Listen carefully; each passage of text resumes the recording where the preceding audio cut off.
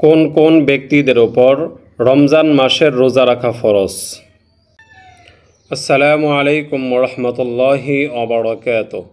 সম্মানিত দর্শক শ্রোতা, ইসলামের 5টি স্তম্ভের মধ্যে একটি স্তম্ভ হচ্ছে রমজান মাসের রোজা রাখা।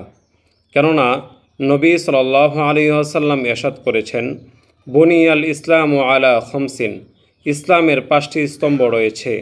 1 নম্বর শাহাদাতি আল্লাহ ইলাহা ইল্লাল্লাহু ওয়া আন্না মুহাম্মাদুর রাসূলুল্লাহ, আল্লাহ তাআলা বাদে কোনো ইলাহ নেই তা বিশ্বাস করা এবং নবী সাল্লাল্লাহু আলাইহি ওয়াসাল্লাম আল্লাহ তাআলার রাসূল তাকে সাক্ষ্য দেওয়া।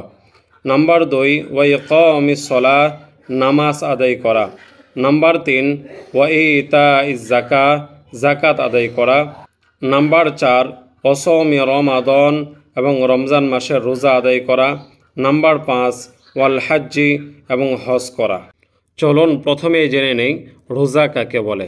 রোজা বলা হয় সুবহে সাদেক থেকে মাগরিব পর্যন্ত, অর্থাৎ সূর্য অস্ত যাওয়া পর্যন্ত আমাদের খানা পিনা এবং স্ত্রী সহবাস, নিজের যৌন কামনা থেকে বিরত থাকার নামই হচ্ছে রোজা।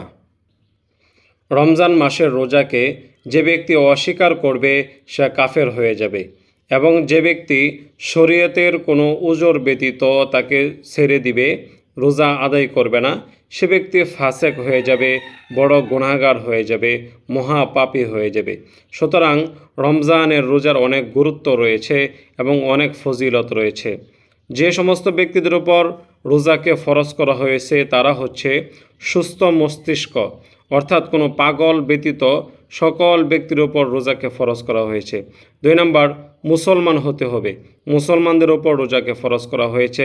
3 নম্বর বালেগ হতে হবে, প্রাপ্তবয়স্ক হতে হবে। এই 3টি গুণ যার মধ্যে থাকবে, এই 3টি অবস্থান যে সমস্ত ব্যক্তিদের মধ্যে থাকবে, তাদের সকলের উপর রোজাকে ফরজ করা হয়েছে। সুতরাং আমরা রোজাকে খুব গুরুত্ব সহকারে আদায় করব। রোজা হালকা হয়, রোজা নষ্ট হয়, এমন সকল কাজ থেকে আমরা ইনশাল্লাহ বিরত থাকব।